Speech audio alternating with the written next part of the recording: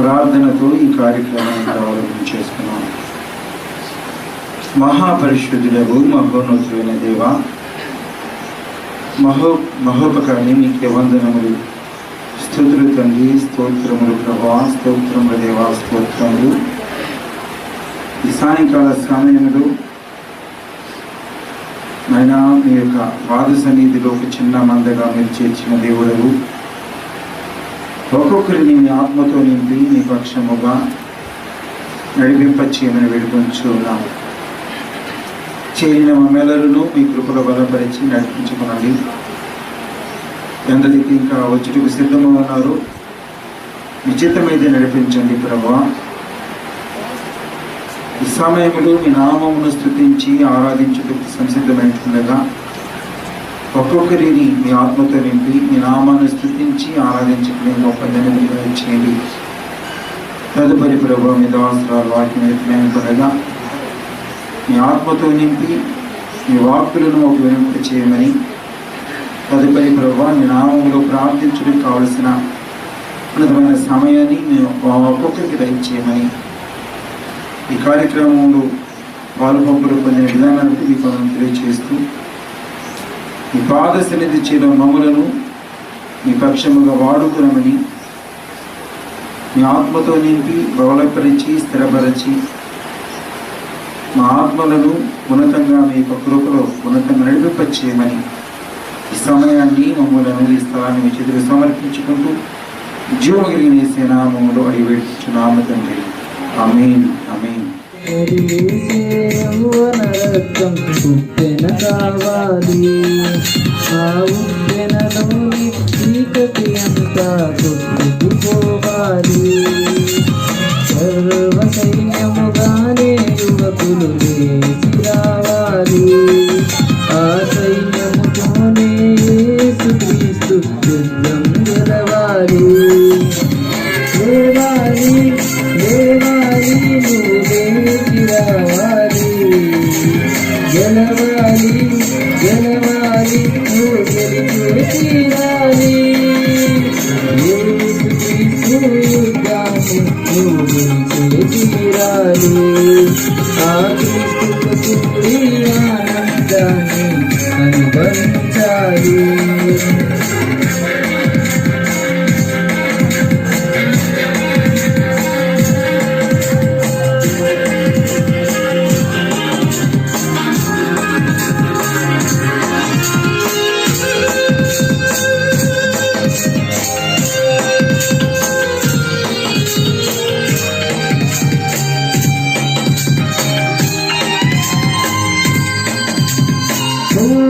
ఎంతో ఇష్టం పనివారు కావాలి.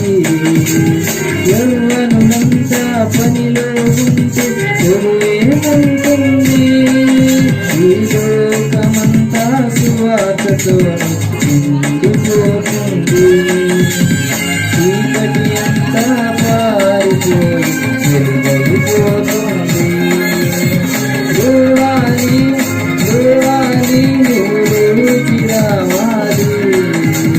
గెలవాలి గెలవాలి నువ్వు గెలిచి తీరాలి.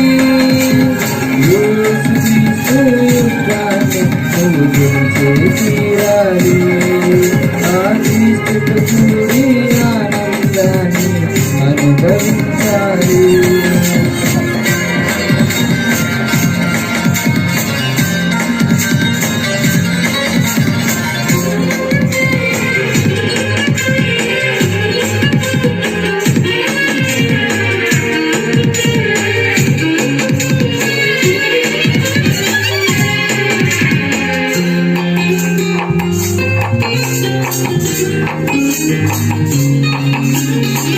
గనులంతా కాడిని మోయుట సులువని అన్నాడు.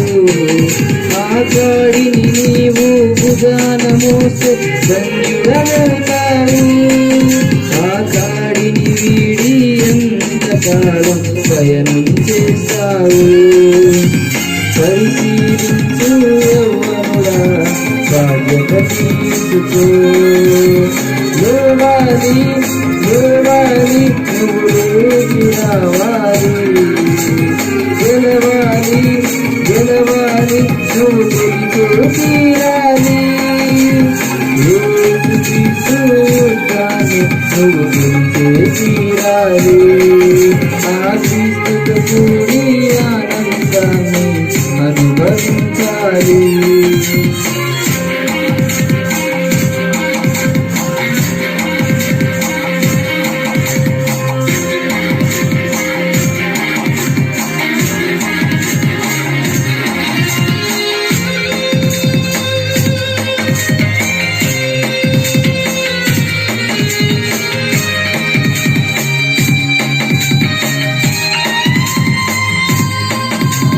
యవ్వనులంతా క్రీస్తు చేతిలో బాణాలవ్వాలి, ఈ బాణాలు దివిటి శత్రువు గుండె తీర్చివేయాలి. యవ్వనులంతా అంబరమంటే సంబరమవ్వాలి, ఆ సంబరములోనే యేసుక్రీస్తుకు కృష్ణం చేయాలి. గెలవాలి గెలవాలి నువ్వు లేచి రావాలి, గెలవాలి గెలవాలి నువ్వు గెలిచే తీరాలి, యేసుక్రీస్తు యుద్ధాన్ని నువ్వు గెలిచే తీరాలి, ఆ క్రీస్తుతో కూడి ఆనందాన్ని అనుభవించాలి. దేవుడి నామంలో మీ అందరికీ నా వందనాలు తెలియజేస్తున్నాను. పరిశుద్ధ దేవుడు మనందరినీ కాచి కాపాడి భద్రపరిచి మరి ఈ శుక్రవారం ఉపవాస కూడికలో మనందరినీ ఈ విధంగా చేర్చి ఆయన నామాన్ని స్తుతించుటకు, ఆరాధించుటకు, ఘనపరచుటకు ఆయన ఇచ్చిన శ్రేష్టమైన సమయాన్ని బట్టి ఆయనకి కోట్లాది కృతజ్ఞతాస్తుతులు స్తోత్రాలు చెల్లించవలసిన వారమై ఉన్నాం. మరి ప్రార్థనతో మనము వాక్యంలోకి పెడదాం. పరిశుద్ధుడా, ప్రేమ కలిగిన దేవ యేసయ్యా, మీ బంగారు పాదాలకు వందనాలయ్యా. ఎంతో క్షేమాన్ని ఇచ్చేవయ్యా, మీకు స్తోత్రాలు. పరిశుద్ధాత్మడా, ఇదిగో నా తండ్రి, ఒక చిన్న మందగా నాయన మీ పాదాల దగ్గర చేరి ఉన్నాం అయ్యా. మమ్మల్ని ఎరిగిన గొప్ప దేవుడు అయ్యా, మీకు స్తోత్రాలు. పరిశుద్ధాత్మడా, చేరిన ప్రతి బిడ్డను తండ్రి మీరు దీవించండి, ఆశీర్వదించండి, బలపరచండి. నా తండ్రి మీకు స్తోత్రాలు. మరి నాయన ఇదిగో ఈ శుక్రవారం దిన మన ఉపవాస కూడికలో నాయన నా తండ్రి మీరు ఏ మాటలు నా తండ్రి మీరు మాతో మాట్లాడనై ఉన్నారు. మమ్మల్ని నాయన మీ వాక్యముతో మమ్మల్ని బలపరచండి అయ్యా, స్థిరపరచండి అయ్యా, ఉజ్జీవపరచండి అయ్యా. నా తండ్రి మీకు వందనాలు. మరి చేసిన ప్రతి కార్యమును బట్టి నా తండ్రి మీకు కోట్లాది కృతజ్ఞతాస్తుతులు స్తోత్రాలు. చేరిన ప్రతి బిడ్డను కూడా మీరు దీవించి ఆశీర్వదించి బలపరచండి. మరి నా తండ్రి కొద్ది నిమిషాలు వాక్యములకు వెళ్ళనయ్యుంటుండగా నా తండ్రి మీరే నాయన మమ్మల్ని అందరినీ మీ వాక్యంతో నింపి బలపరిచి స్థిరపరిచి తృప్తిపరచమని ఇచ్చిన శ్రేష్టమైన సమయాన్ని బట్టి మీకు వందనాలు చెల్లించుకుంటూ నజరేయుడైన యేసు శక్తి కలిగిన నామంలో మిక్కిలి వినయముతో బ్రతిమలాడి వేడుకొంచున్నాం మా ప్రియ పరలోకపు తండ్రి. ఆమేన్, ఆమేన్. మరొకసారి దేవుడి నామంలో మీ అందరికీ నా వందనాలు తెలియజేస్తున్నాను. పరిశుద్ధ దేవుడు మనందరినీ కాచి కాపాడి ఎంతగానో సురక్షితంగా మరి ఈ శుక్రవారం ఉపవాస కూడికలో మనందరినీ ఈ విధంగా చేర్చి మరి ఆయన నామాన్ని స్తుతించాము, ఆరాధించాము. మరి దేవుడు మనతో ఏం మాట్లాడనై ఉన్నాడు, ఏ మాటలు ద్వారా మనల్ని తృప్తిపరచనై ఉన్నాడో మనము వాక్యం ద్వారా మనం వింటాము. మరి ఆయన మనల్ని దినమెల్లా ఎంతగానో పిలుస్తున్నాడు, ఆశతో ఆహ్వానిస్తున్నాడు. ప్రతిదినము నా ప్రియకుమారుడా, ప్రియకుమారి, నా యొద్దకు రండి, నేను మీకు విశ్రాంతిని కలుగు చేస్తానని చెప్తున్నాడు. మరి అలాంటి సమయాన్ని మనం సద్వినియోగం చేసుకోగలుగుతున్నామా? ఆయన యొద్దకు మనం రాగలుగుతున్నామా? ఆయన ఆరాధించగలుగుతున్నామా? సంపూర్ణ భక్తి కావాలి మనకు. ఆయన పిలుస్తున్నప్పుడు మనము ఆయన యొద్దకు వచ్చేవాళ్ళం ఆశతో ఆయన చేతులు చాపి మనల్ని పిలుస్తున్నాడు. అందుకే రమ్మనుచున్నాడు నిన్ను ప్రభు యేసు, వాచాదుతన కరము చాపి రమ్మనుచున్నాడు. వాచాదుతన కరము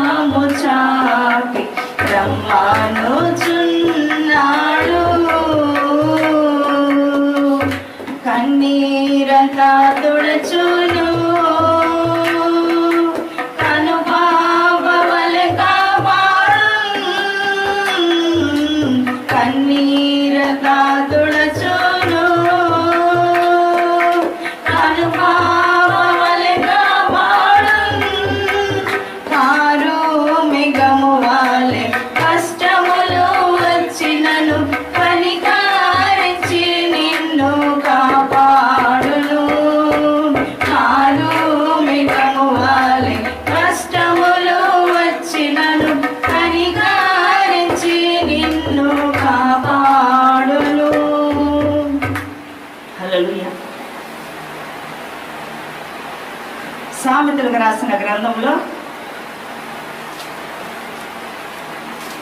సొలొమోను సామెతలు మరి ఎంతో శ్రేష్టమైన మాటలు. దేవుడు మనల్ని ఎలా పిలుస్తున్నాడు, ఎలా పిలుస్తుంటే మనం అసలు వింటున్నామా? ఆయన మాట మనం వింటే ఎన్నో ఆశీర్వాదాలు, ఎన్నో మేలులు, ఎంతో ఆనందము, ఎంతో సంతృప్తి. మరి ఆయన మాట మనం వింటే ఏం జరుగుతుందో, పిలవకపోతే ఏం జరుగుతుందో ఈరోజు వాక్యములో సామెతలకు రాసిన మొదటి గ్రంథంలో మొదటి మాటగా మనం చూసినట్లయితే 24వ వచనంలో మనం చూస్తాం. నేను పిలువగా మీరు వినకపోతిరి, నా చేయి చాపగా ఎవరనూ లక్ష్య పెట్టకపోయిరి. నేను పిలువగా మీరు, ఎంతసేపు పిలుస్తున్నాడండి దేవుడు మనల్ని, ఎంతగా ఆశతో ఆహ్వానిస్తున్నాడు. ఇప్పుడు మన పాట విన్నాం, రమ్మనుచున్నాడు నిన్ను ప్రభు యేసు. వాంఛతో, ఎంత వాంఛతో ఆయన పిలుస్తున్నాడో, ఎంత ఆశతో ఆయన పిలుస్తున్నాడో, ఎంత తృష్ణతో నా బిడ్డలు నా యొద్దకు వస్తారేమో అని ప్రతిరోజు ఆయన గవిని యొద్ద కూర్చొని ఎదురు చూస్తూ ఉంటాడు ఎంతో ఆశతో. నేను పిలువగా మీరు వినకపోతుంది, వింటలేదు. ఎంతసేపు పిలిచినా కూడా మనము వినటలేదని చెప్తున్నాడు. అదేవిధంగా నా చేయి చాపగా ఎవరినూ లక్ష్య పెట్టకపోయింది. దినమంతా ఆయన చేతులు చాపుతూనే ఉన్నాడు కదా ఆశతో. ఈరోజు మనము క్షేమంగా ఉన్నామని అంటే అది ఎవరి కృప?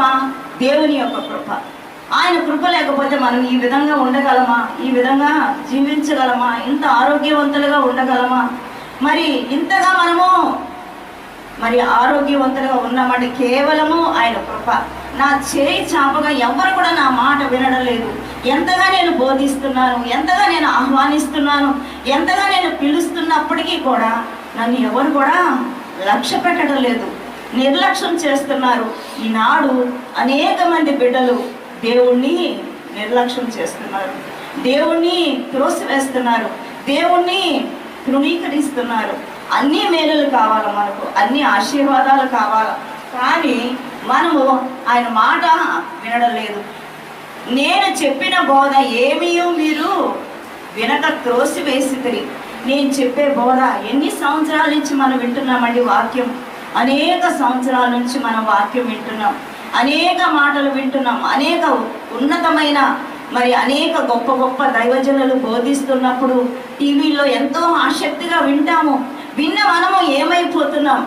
ఈనాడు ఉజ్జీవ కూడికలు లేవు, ప్రార్థనా కూడికలు లేవు, అన్ని కనుమరుగైపోయినాయి. లేకపోతే ఈ ఎండాకాలంలో అనేక ప్రార్థనా కూడికలు, అనేక మంది దైవజనులు అందరూ చెప్పిన మాటలు విన్నారు. అనేక సంవత్సరాలు జరిగినాయి, కూడికలు జరిగినాయి. ఆ విన్న వాక్యాలన్నీ ఏమైపోయినాయండి? కనుమరుగైపోయినాయి. విన్నాము, ప్రజెంట్ ఏం చేస్తున్నాము? ఎంతో క్లిష్ట పరిస్థితిలో ఉన్నాము. సువార్త ద్వారాలు మూయబడినవి, ఎక్కడ కూడా సువార్త జరగడం లేదు. అయినప్పటికీ కూడా మనము బైబిల్ వాక్యాలు మన గృహాల్లో నెమరు వేసుకున్నాం, విన్న వాక్యాలు మనం నెమరు వేసుకుంటున్నాం. కానీ అవి నేను చెప్పిన బోధ ఏమీ మీరు వినక త్రోసివేశారు. విన్నవన్నీ ఏమైపోయినాయి? త్రోసివేశారు, ప్రక్కన పెట్టేస్తున్నారు. నేను ఎంతగా బోధించాను, ఎంతగా కష్టపడ్డాను, ఎంతగా శ్రమ పడ్డాను, ఎంతగా నేను తృష్ణతో మీకు బోధించుంటాను. అనేక మంది బిడ్డలను ఏర్పాటు చేసుకున్నాడు దేవుడు. ఏర్పాటు చేసుకుని వాళ్ళ ద్వారా వాళ్ళ శక్తి వంచన లేకుండా బోధించారండి అనేక మంది బిడ్డలు. ఒకనొక దైవజనుడు అనేక మార్లు చెప్పాడంట, బోధించాడంట. అయ్యా, మీరు రక్షణ పొందండి, దేవుని మందిరానికి రండి, సువార్త వినండి, మొదటిగా ఆయన నీతిని, ఆయన రాజ్యాన్ని వెతకండి అని ఎంతగానో ఒక దైవజనుడు బోధించి బోధించి బోధించి బోధించి ఆఖరకు ఆ దైవజనుడు నిద్రించాడు. ఆ దైవజనుడు ఏమైపోయాడు? నిద్రించాడు. అప్పుడు అందరూ కూడా ఎంతో చింతపడ్డారంట. అయ్యో, మంచి దైవజనుడే, అలాంటి దైవజనుడు ఇక్కడ ఆడేమో, ఆయన నిద్రించారని అనేక మంది ఆ యొక్క ఆదరణ కూడికి కావచ్చు, ఆ కూడికి వచ్చి అనేక మంది గొప్ప గొప్ప మాటలు చెప్పారంట. ప్రయోజనం ఏమన్నా ఉందా? ఆయన ఉండి బోధించినప్పుడు ఎవరు కూడా వినలేదు. ఎంతగా కృంగిపోయి ఉంటాడో ఆ దైవజనుడు, ఎంతగా బాధపడి ఉంటాడో.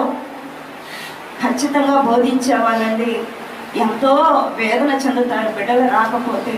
ఆయన సన్నిధానాన్ని విడిచి దూరంగా ఉంటే ఎంతో కన్నీళ్లు విడుస్తారు, ప్రార్థన చేస్తారు. అయ్యో, ఇంతకాలం నేను బోధించాను కదా, మరి ఈ సమయంలో నా బిడ్డలు నా మందిరానికి రావటం లేదే, ఎందుకు రావటం లేదు అయ్యా, వారిని నడిపించయ్యా, వారి గుండెలను మాంసపు గుండెలుగా మార్చండి అయ్యా, వారిని కరిగించండి అయ్యా, మందిరానికి నడిపించని ఎంతగానో వేదనతో ప్రార్థన చేస్తుంటారండి.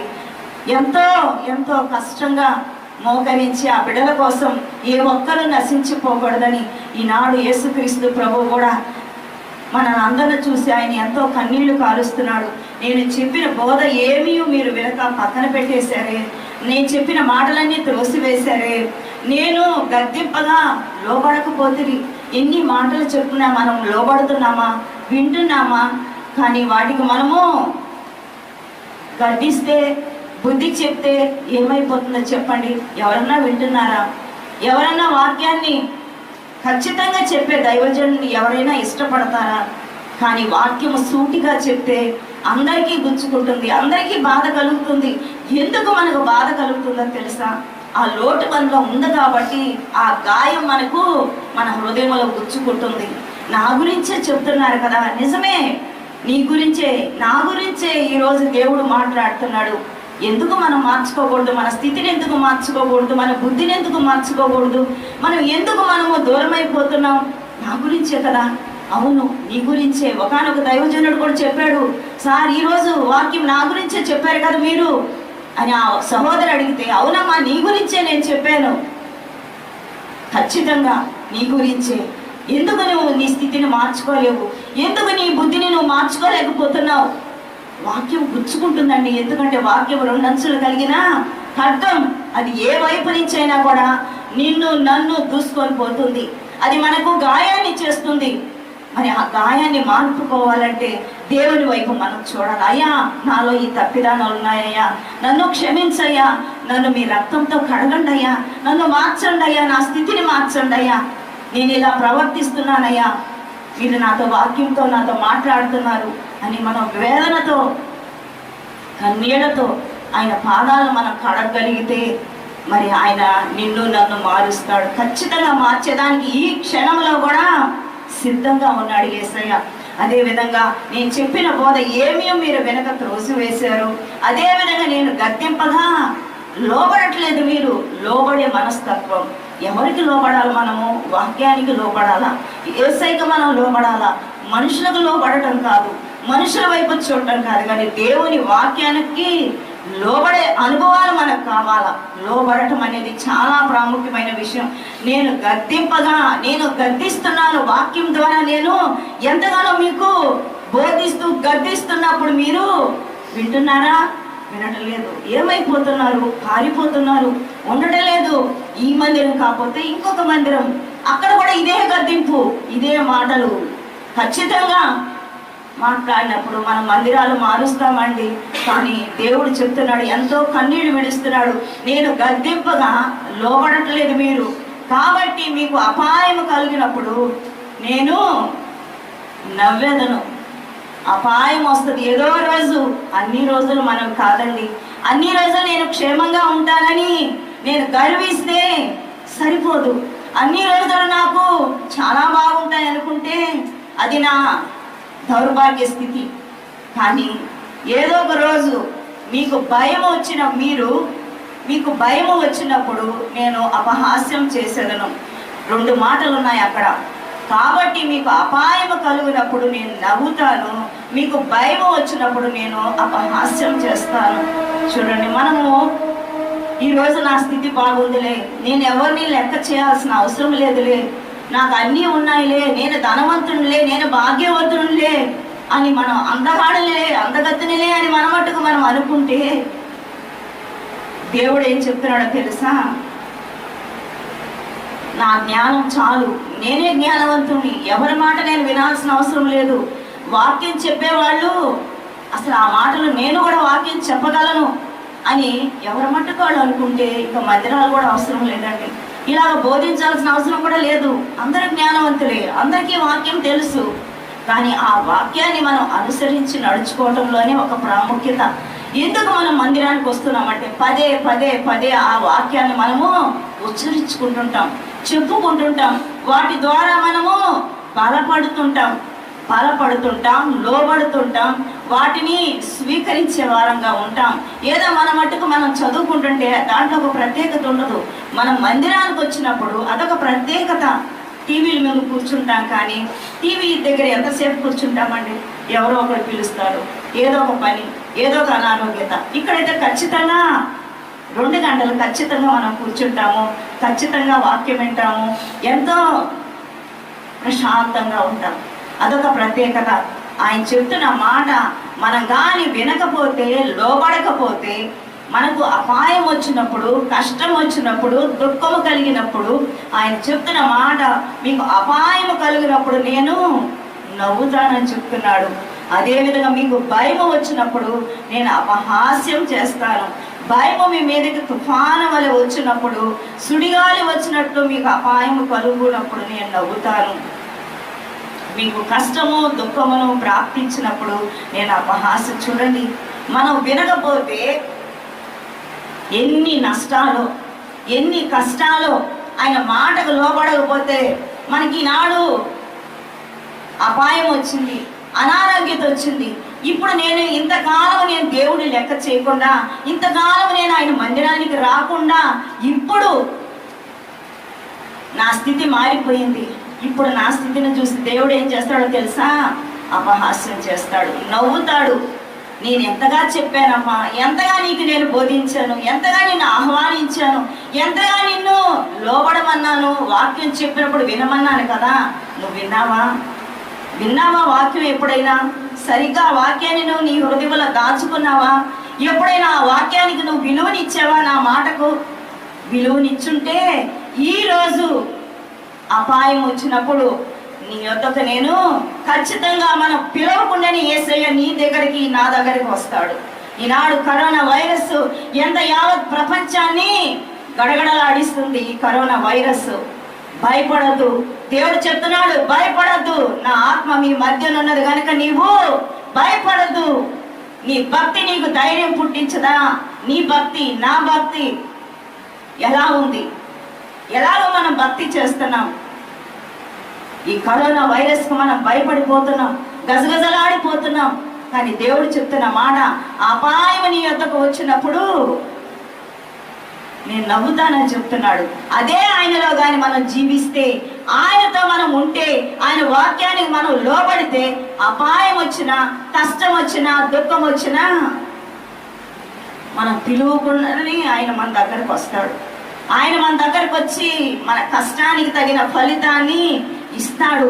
మనకి అనారోగ్యత అయితే ఆరోగ్యం ఇస్తాడు, ఆర్థిక ఇబ్బందులు అయితే మన ఆర్థిక ఇబ్బందులను తీరుస్తాడు. ఇంకా మనం దుఃఖంలో ఉంటే ఓదార్చే దేవుడు ఆయన.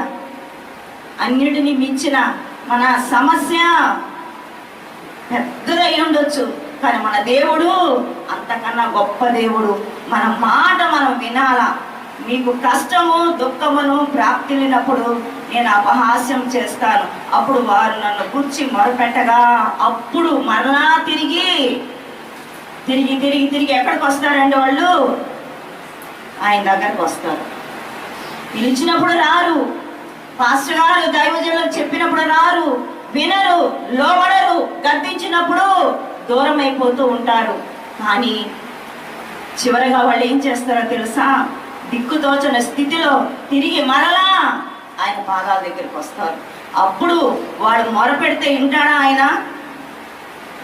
అప్పుడు వారు నన్ను గూర్చి మొరపెట్టుదురు కానీ నేను ప్రత్యుత్తరం ఇయ్యకుందును. నేను వాళ్లకు జవాబు ఇవ్వడు ఆయన. మన అవసరానికి, నా అవసరానికి మీ దగ్గరికి వస్తే ఇస్తారండి? ఇస్తారా? ఇప్పుడు ఇద్దరమ్మ గారు ఉన్నారు, నా అవసరానికి ఆ సహోదరు దగ్గరికి వెళ్ళే నేను ఎప్పుడు వెళ్ళను. రాని నేను వెళితే ఆమె సహాయం చేస్తారు, చేయరు. కానీ ఒకరినొకరు ప్రేమించుకుంటూ, ఆదరించుకుంటూ, ఒకరి మాట ఒకరు వింటుంటే, మీ మాట నేను వినాలా, నా మాట మీరు వినాలా, నేను మిమ్మల్ని ప్రేమించాలా, మీరు నన్ను ప్రేమించేవారుగా ఉంటేనే ఆ సహాయాన్ని అడిగినప్పుడు సహాయం చేస్తారు. చేతులు చాపినప్పుడు మన చేతుల్లో సహాయం అందుతుంది.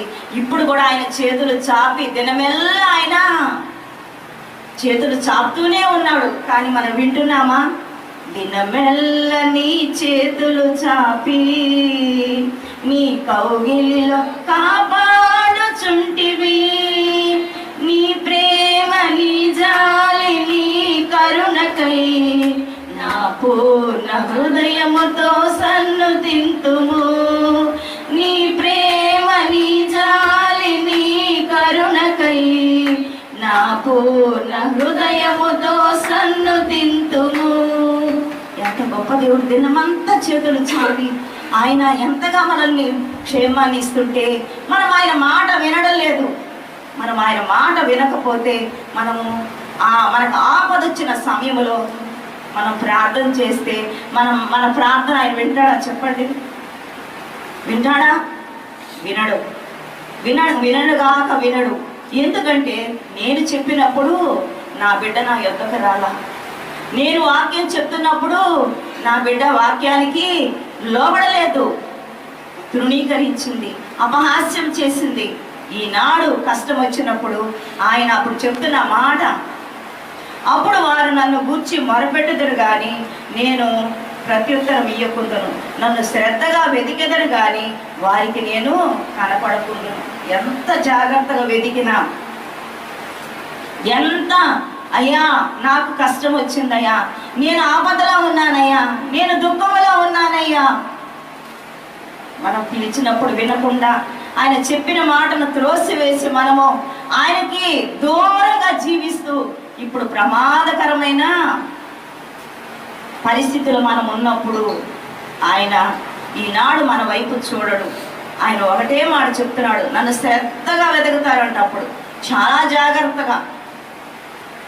ఒకవేళ ఈరోజు మన పరిస్థితి సరిగ్గా లేదనుకోండి, ఇప్పుడు కరోనా వైరస్ వచ్చింది, చాలా ప్రమాద స్థితిలో ఉన్నాం మనము. చాలా, ఎందుకంటే దేవుడు రాకడ అతి సమీపముగా ఉన్నది. ఆయన రాకడకు గుర్తులు ఇవన్నీ. కానీ రాబోయే కాలంలో మనం ఎలా ఉంటామో తెలీదు. ఏ రోజు ఏం సంభవిస్తుందో కూడా మనకు తెలీదు. ఎలాంటి ప్రమాదంలో మనం చిక్కుకుంటామో మనకు తెలీదు. కానీ ఆయన చెప్తున్న మాట, ఆయనలో మనం జీవిస్తే, మనం పిలిస్తే ఆయన పలుకుతాడు.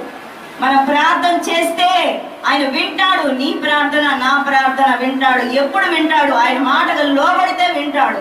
ఆయన మాటను స్వీకరిస్తే ఆయన వింటాడు.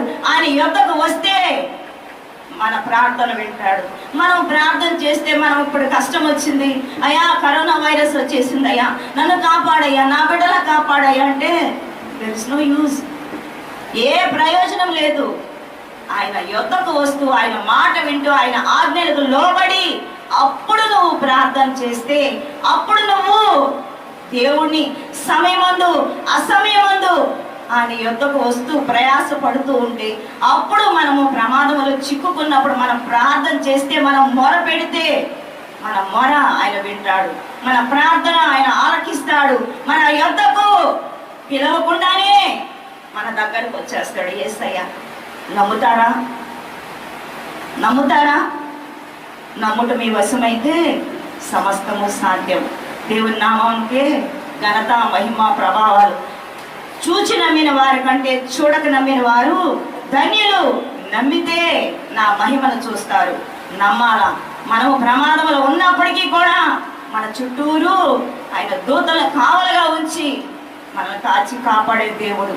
మరొకసారి దేవుడి నామంలో మీ అందరికీ నా వందనాలు తెలియజేస్తున్నాను. మనందరము ఆయన చెప్పినప్పుడు మనం లోబడాలా, ఆయన మాటలు మనం స్వీకరించాలా. ఆయన చెప్పిన మాటలో మనం జీవిస్తే, మనం ప్రార్థన చేస్తే ఆయన వింటాడు. మరొకసారి అందరికీ నా వందనాలు. చిన్న ప్రార్థన చేసుకొని మనం ఈ కార్యక్రమాన్ని ప్రార్థనలోకి వెళదాం. పరిశుద్ధుడ ప్రేమ కలిగిన దేవా యేసయ్య, మీ బంగారు పాదాలకు స్తుతులు స్తోత్రాలయ్యా. అవునయ్యా, మీరు ఎంతో ఆశగా మమ్మల్ని పిలుస్తున్నారు. ఎంతగానో నా తండ్రి మీ మాటల ద్వారా ఎంతగానో మమ్మల్ని బలపరచాలని, తృప్తిపరచాలని ఆశతో ఉన్నప్పుడు నాయన, మేము ఒకవేళ త్రోసివేస్తే నా తండ్రి మీరును మమ్మల్ని త్రోసివేస్తారని, మిమ్మల్ని తృణీకరిస్తే మమ్మలను మీరు తృణీకరిస్తారని, మరి నా దేవా మీరు వాక్యం ద్వారా అనేక విషయాలు మాతో బోధించారు. మరి నా దేవ మా స్థితిగతులు ఎలా ఉన్నాయో మాకైతే తెలియదు. మాలో లోటు పాట్లు ఉంటే క్షమించండి అయ్యా, మాలో తప్పిదాలు ఉంటే తీసివేయండి అయ్యా. మేము మీ యొద్దకు వచ్చేలాగా మిమ్మల్ని నాయన మా సొంత రక్షకుడుగా మేము అంగీకరించిన విధంగా మిమ్మల్ని నాయన మేము ఎల్లప్పుడూ వెంటాడి నా తండ్రి మీ కొరకే నా తండ్రి మా జీవితాలను సమర్పించుకొని అయ్యా మీ సేవలో ఉన్నతంగా వాడబట్ల మీ కృపను మాకు దయచేయమని, విన్న వాక్యాన్ని నాయన వ్యర్థంగా పోనీయకుండా నూరంతలుగా ఫలభరితంగా నాయన మార్చమని అయ్యా, చేరిన ప్రతి బిడ్డను కూడా మీరు దీవించి ఆశీర్వదించి బలపరిచి స్థిరపరచమని నజరేయుడైన యేసు శక్తి కలిగిన నామంలో మిక్కిలి వినయంతో బ్రతిమలాడి వేడుకొచ్చున్నాం మా ప్రియ పరలోకపు తండ్రి.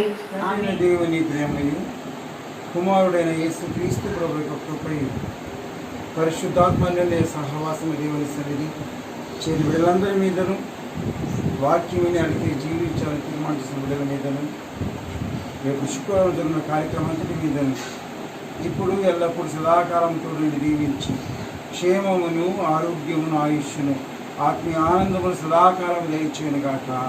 ఆమేన్ ఆమేన్ ఆమేన్. అందరికీ వందనాలు.